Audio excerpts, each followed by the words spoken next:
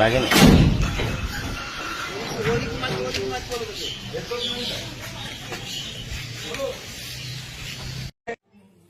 এখন একটা ভিডিও হয়েছিল, হ্যাঁ ভিডিও করেছিল, কিন্তু সেই ভিডিওটা ও দেখে হঠাৎ পোস্ট করে দেয়, দিয়ে বলে যে তুমি যদি আমাকে বিয়ে না করো আরো ভিডিও পোস্ট করবো, তোমার লাইফ বরবাদ করে দেবো।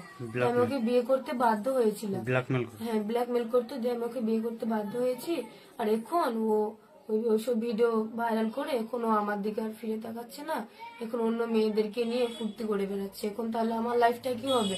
এখন তো আমার পুরো জীবনটাই বরবাদ করে দিল ও। তাহলে আমি এখন কি করব আমি বলেন?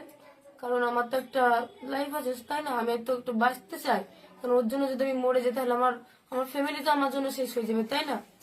আর ও এখন আমাকে বিয়ে করে অন্য মেয়ে নেয় না আসছে, এখন আমার দিকে আর ফিরেও তাকাচ্ছে না, এখন তাহলে আবার কি হবে? যে ছেলেটা অ্যাকিউজড আছে, সে মাইনর ছেলে আছে, তার বয়স হচ্ছে 17 ইয়ার্স। ওর বিরুদ্ধে একটা অ্যালিগেশন ছিল যে একটি মেয়ে একটা এলিগেশন দেয় যে তার সাথে শারীরিকভাবে সম্পর্ক করে এবং সম্পর্ক করে তাকে মিসইউজ করা হয় এবং তার পরিবারকে ভয় দেখানো হচ্ছে। তো সেই মেয়েটির বাড়ির লোকের কমপ্লেনের উপর বেস করে একটি স্পেসিফিক কেস রিজু করা হয়েছে রেজিনগর থানায়, এবং যেটা পক্সো অ্যাক্টে রিজু হয়েছে এবং চাইল্ড ম্যারেজ প্রোহিবিশন অ্যাক্টের মধ্যে দেওয়া আছে। তাতে আমরা দুজনকে অ্যারেস্ট করেছি।